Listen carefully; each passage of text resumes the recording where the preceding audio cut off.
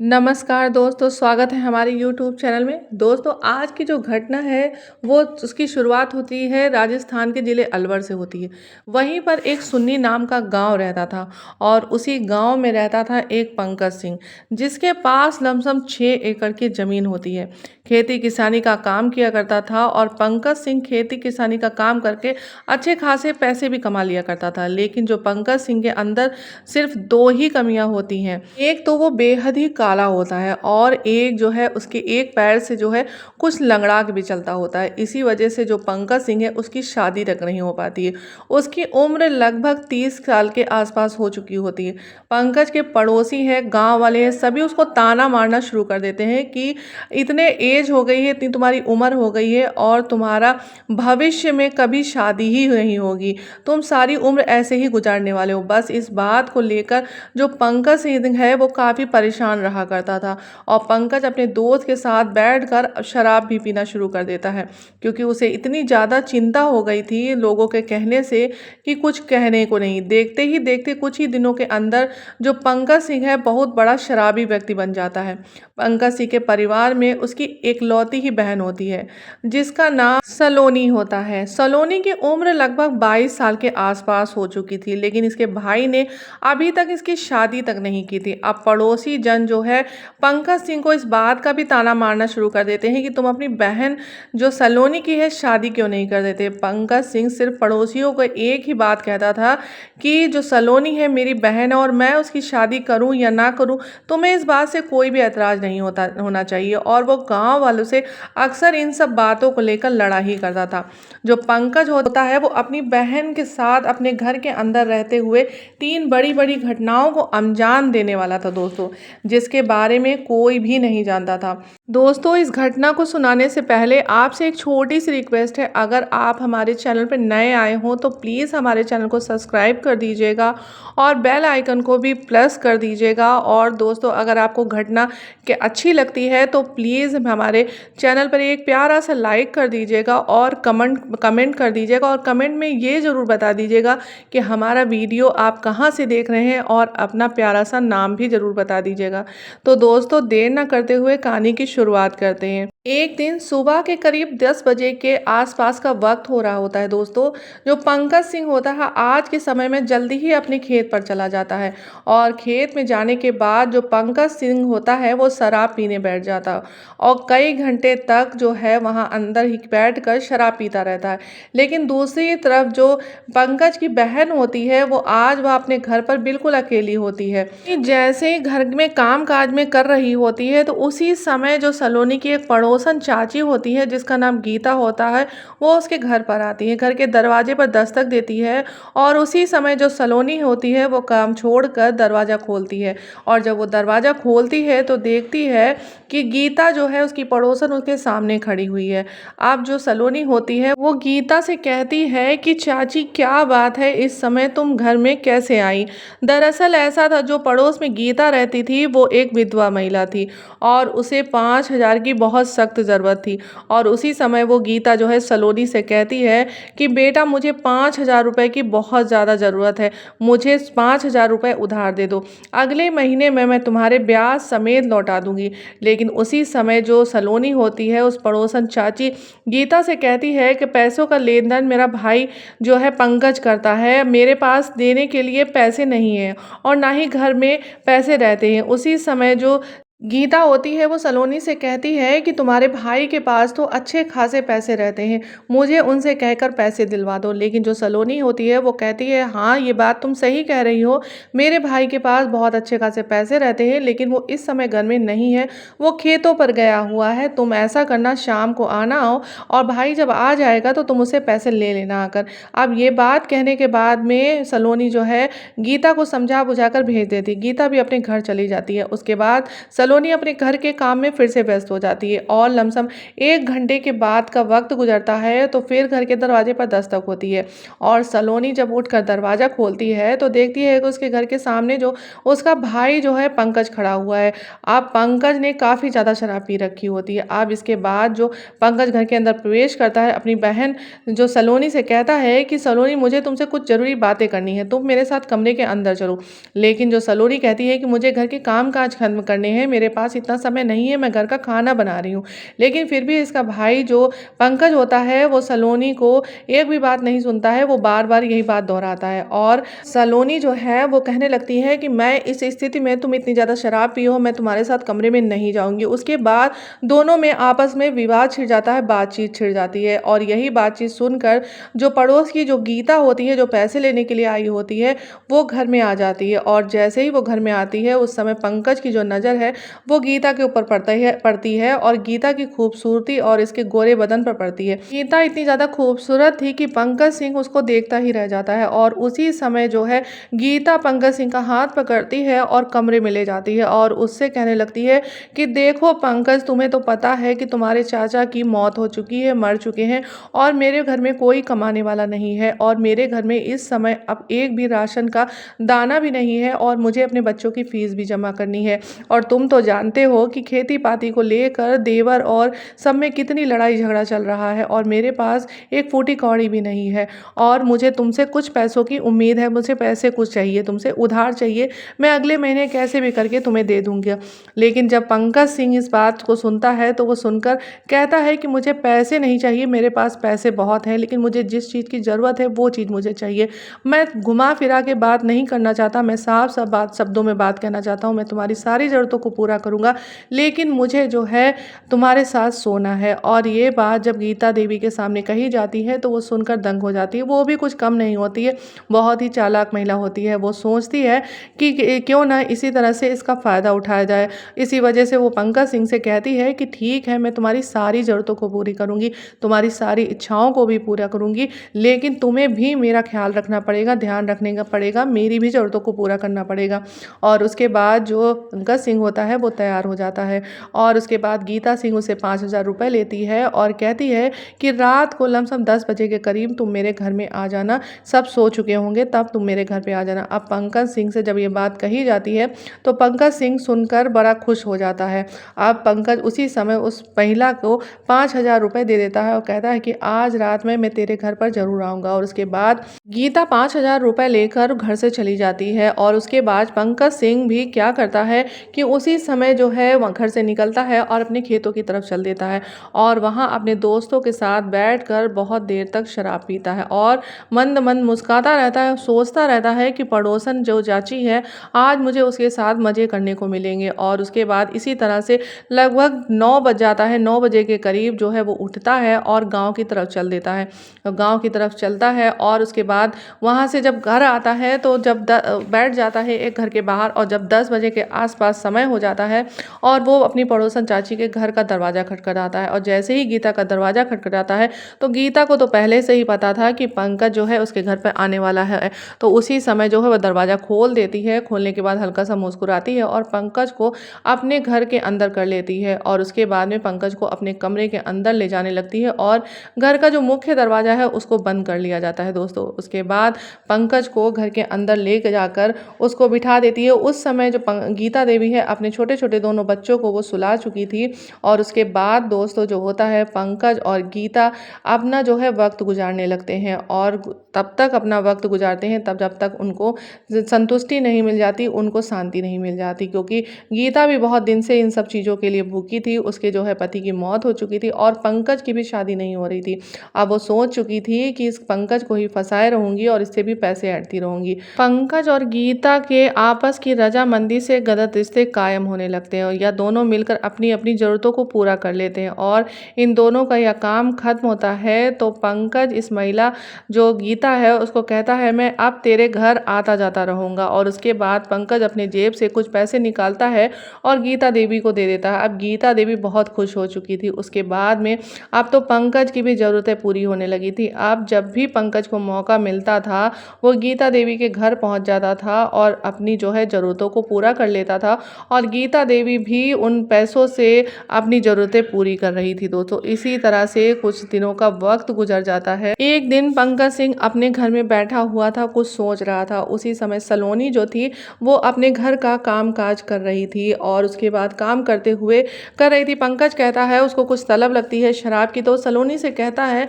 कि मेरे लिए खाना तैयार कर दो और खाना तैयार करके रख दो, मैं अभी थोड़ी देर में आ रहा हूँ, मैं खेत पर जा रहा हूँ। अब उसको शराब की लत लग रही थी और इसी तरह से दोस्तों वो खेतों की तरफ जाने लगा था और उस खेतों की तरफ जैसे ही जाने लगा था उसी समय जो है उसका एक दोस्त होता है जिसका नाम नीरज होता है। उसको अच्छे से पता था कि ये बहुत ज़्यादा शराब पीता है, शराब का आदी है और इसके पास जो है पंकज के पास अक्सर ही उसकी जेब में पैसा रहा करते थे। इसी बात का वो फ़ायदा उठाता है। नीरज जो है पंकज के पास जाता है और कहता है कि चलो हम लोग बैठकर पार्टी करते हैं, ड्रिंक करते हैं और पंकज भी इस बात के लिए तैयार हो जाता है। उसके बाद दोस्तों पंकज और नीरज बैठकर दोनों खेत में ड्रिंक करते हैं, शराब पीते हैं। जब नीरज और पंकज को बहुत गहरा नशा हो गया था। अब गहरे नशे में जो है पंकज नीरज से कहता है कि चलो अपनी मोटरसाइकिल से अब तुम मुझे मेरे घर छोड़ दो और नीरज भी कहता है कि चलो मैं धीरे धीरे तुम्हें तुम्हारे घर छोड़ देता हूँ क्योंकि रात बहुत हो चुके हैं, अब लगभग 9 बज चुका है, 9 बजे के करीब अब तुम्हें घर पर जाना चाहिए, तुम्हारी बहन घर में अकेली होगी। और उसके बाद पंकज जो है कहता है ठीक है चलो। उसके बाद पंकज जो उसकी मोटरसाइकिल पर बैठ जाता है नीरज की और नीरज गाड़ी ले जाकर जो है पंकज के घर के बाहर खड़ी करता है और जैसे ही गाड़ी खड़ी करता है पंकज उतरता है घर के अंदर जो है जाने लगता है और उसके बाद में नीरज भी अपने घर को तरफ चल देता है। पंकज जो घर के अंदर जाता है तो देखता है जो उसकी सलोनी है, उसकी बहन है, वो खाना बना रही होती है। पंकज उसी समय सलोनी से कहता है कि तुम खाना बना चुकी हो, अब जाओ तुम आराम कर लो, चलो कमरे में चलो। लेकिन सलोनी है वो कहती है मैं कमरे में नहीं जाऊंगी, मुझे यहीं बैठे रहने दो, मेरी कुछ तबीयत आज ठीक नहीं है। तो पंकज कहता है कि तुमने कुछ दवा वगैरह ली कि नहीं ली, डॉक्टर को दिखाया कि नहीं दिखाया। लेकिन सलोनी उसकी शराब की लत से इतना परेशान थी, वो गुस्से में कहती है कि तुम्हें इससे क्या लेना देना, मैं मरूं या जीऊं, तुमसे इससे कोई लेना देना नहीं है। उसके बाद जो पंकज है उसका इस बात को सुनकर मूड ही खराब हो जाता है और उसी समय जो है वो नीरज को बुलाता है, फ़ोन करके बुलाता है और कहता है कि यहाँ मेरे घर के बाहर आ जाओ। और उसी समय जो है नीरज आ जाता है और पंकज से कहता है मुझे क्यों फिर से बुलाया, तो कहला मुझे ड्रिंक करने की और मन कर रहा है, चलो हम लोग फिर से और ड्रिंक करते हैं।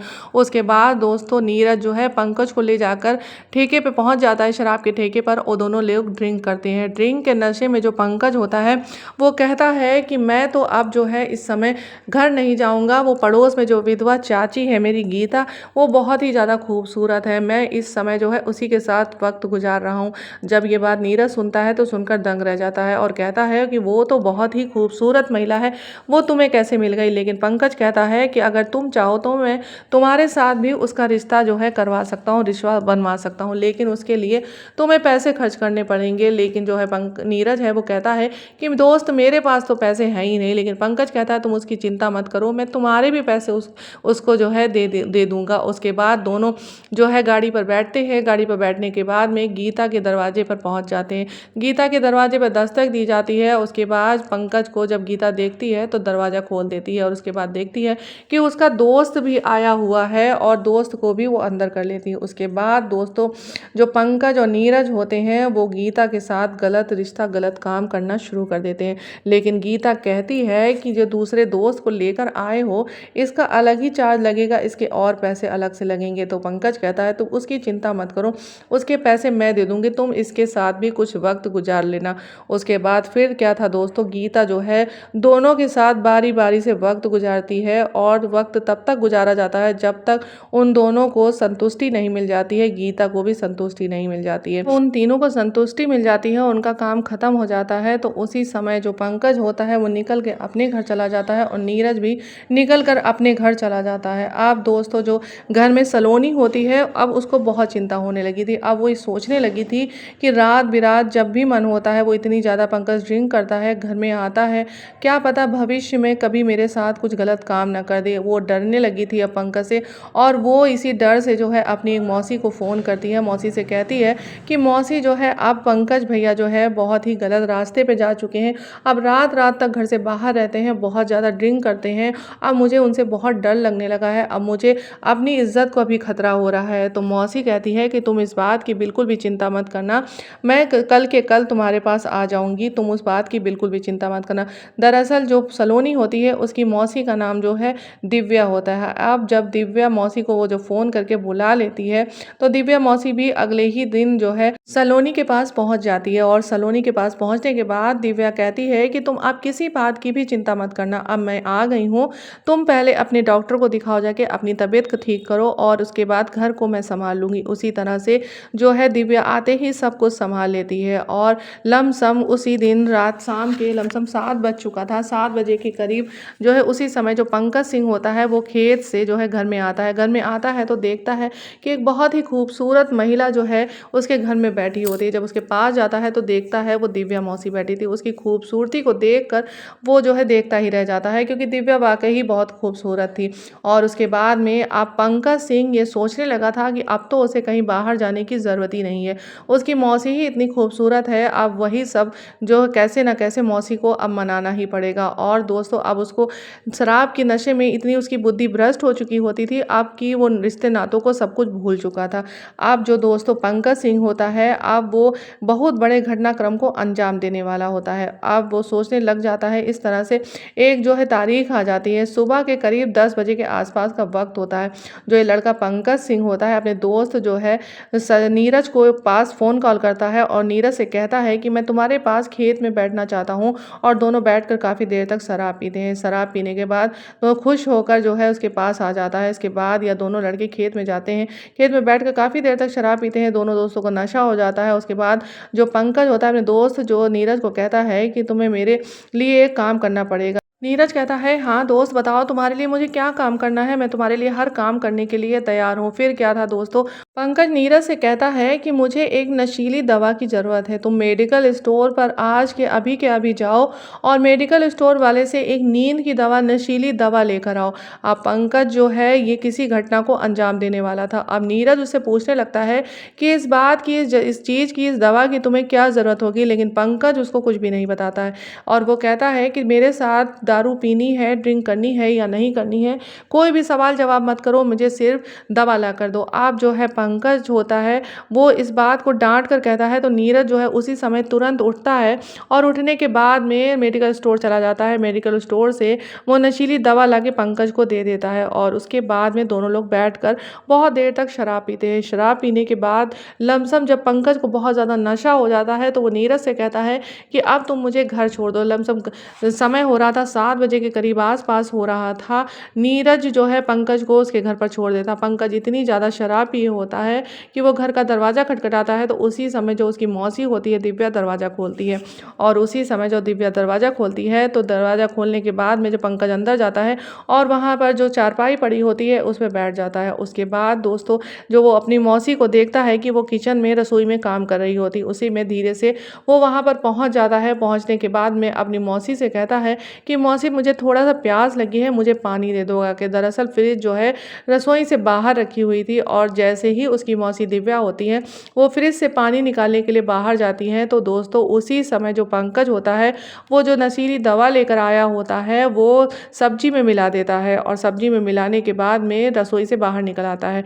और उसी समय जो है दिव्या जो उसकी मौसी होती है वो उसको पानी देती है, वो पानी पीता है और पानी के पीने के बाद में वो अपने कमरे में चला जाता है। और उसके बाद दोस्तों लमसम 9 बजे के आसपास समय हो रहा होता है। दिव्या जो है पंकज के कमरे में जाती है, उसे जगाती है कि चलो समय हो गया है, खाना खा लो। और उसके बाद तीनों लोग बैठकर खाना खाते हैं। लेकिन उस समय पंकज कहता है कि मुझे कुछ पेट सही नहीं लग रहा है, मैं सब्जी नहीं खाना चाहता हूँ, मुझे जो है दही के साथ खाना दे दो। लेकिन पंकज को तो पता ही था कि उसने कौन सा क्या कांड किया है सब्जी में, इस वजह से वो सब्जी नहीं खाता। वो दही के साथ रोटी खाकर जो है अपने कमरे में चला जाता है दोस्तों। उसके बाद जो दिव्या है और उसकी बहन सलोनी दोनों लोग उस खाने को खाते हैं और खाने के बाद में अपने अपने कमरे में सोने के लिए चले जाते हैं दोस्तों। और उस दवा का ऐसा असर होता है कि दोनों ही के दोनों बेहोश हो जाते हैं। और उसी बेहोशी हालत में पंकज अपनी मौसी के पास जाता है और मौसी के पास जाते ही वह अपनी मौसी के साथ आपत्तिजनक स्थिति में आ जाता है और उसके बाद मौसी के साथ गलत रिश्ते कायम करना शुरू कर देता है।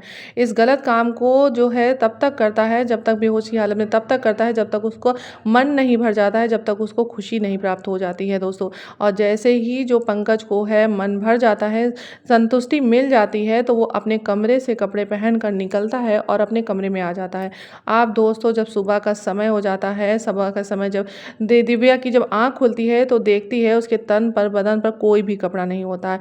अब जब दिव्या जैसे ही अपनी ऐसी हालत देखती है तो उसके होश उड़ जाते हैं, उसकी आँखें फटी की फटी रह जाती हैं। उसके बाद दिव्या जो है सलोनी से को कई बार आवाज़ लगाती है, लेकिन सलोनी की जैसे आँखें खुलती हैं तो जब सलोनी अपनी मौसी को ऐसी हालत में देखकर दंग रह जाती है और कहती है कि मौसी आपकी हालत ऐसे कैसे हुई, आप बिना कपड़े के कैसे लेटी हुई हो। लेकिन जो दिव्या होती है वो सलोनी से कहती है कि पता नहीं मेरे साथ ऐसा क्या हुआ है, रात में मेरे साथ ऐसा क्या हुआ था, हम लोग तो खाने खाकर अच्छे से लेटे थे, लगता है मेरे साथ किसी ने कोई गलत किया हरकत की है। और उसी समय सलोनी कहती है किसी ने नहीं, ये सारी हरकत जो है इस पंकज ने ही तुम्हारे साथ की होगी, क्योंकि जो है इसकी हरकतें मुझे पहले से ही नहीं पसंद थी। और उसी समय जो है वो रसोई में जाती है सलोनी और रसोई से चाकू उठाती है और दिव्या के हाथ में पकड़ा देती है और कहती है आज इस दानव को ख़त्म कर दो, क्योंकि आज इसने तुम्हारी इज्जत लूटी है, कल को मेरे साथ भी ऐसा कर सकता है। और उसी समय जो दिव्या और जो सलोनी है वो उठती हैं और उठने के बाद में उसी पंकज को सोते ही समय जो है उसका गले से जो है वार कर देती हैं, गले पे वार कर देती हैं और उसके बाद में जो उसका प्राइवेट पार्ट होता है वो चाकू से काट देती हैं। और जैसे ही इस पूरे हत्याकांड को अंजाम दे दिया जाता है, के बाद सलोनी जो है अपनी मौसी से कहती है कि मौसी चलो पुलिस स्टेशन में चलते हैं, आज नहीं तो कल हम दोनों पकड़े जाएंगे। और इस तरह से अब जो उसकी मौसी होती है दिव्या और सलोनी दोनों अपने घर से बाहर निकलती हैं। इस समय में नज़दीकी पुलिस स्टेशन में पहुंच जाती है। पुलिस स्टेशन में पहुंचने के बाद वहां पर एक दरोगा बैठा होता है और उसकी के पास सलोनी जाती है और कहती है कि मेरे घर में मेरे भाई का जो है एक शव पड़ा हुआ है, उसका जो है हम लोगों ने मिलकर कत्ल कर दिया है। और उसके बाद जो लड़की जो सलोनी होती है वो पुलिस वालों के सामने जब अपनी कहानी सुनाती है तो पुलिस वालों के भी होश उड़ जाते हैं। उसी समय जो सलोनी होती है पुलिस के सामने बताती है कि मेरा भाई एक जानवर था, उसने मेरे साथ भी बहुत बार गलत काम किया था, लेकिन मैं चुप रही थी, मैंने कभी किसी से नहीं कहा। और इसी वजह से मैंने अपनी मौसी को भी अपने पास बुला लिया था, शायद वो इस हरकत से बाज आ जाए, लेकिन इसने तो मेरी मौसी को भी नहीं छोड़ा। इस वजह से मैंने जो है इसको जो है अपने मौत के घाट उड़ा दिया और इसी वजह से मैंने इसे मार दिया है। अब जब पुलिस वाले ये बात सुनते हैं तो सुनकर दंग रह जाते हैं और कहीं ना कहीं जो है पंकज को ही दोषी ठहराते हैं। और उसके बाद दोस्तों अब चार्जशीट जो है मौसी के ऊपर, दिव्या के ऊपर, सलोनी के ऊपर चार्जशीट तैयार की जाती है और भविष्य में जज साहब उसे क्या सजा देंगे ये तो अब गर्भ में ही छुपा हुआ है। लेकिन दोस्तों इस पूरी घटनाक्रम के दौरान जो सलोनी है अपने भाई जो पंकज को के साथ जो किया, क्या वह सही था या गलत था, कमेंट बॉक्स में कमेंट करके ज़रूर बताइएगा। इस घटना से आपको क्या सीख मिलती है ये भी कमेंट कर दोस्तों ज़रूर बताइएगा।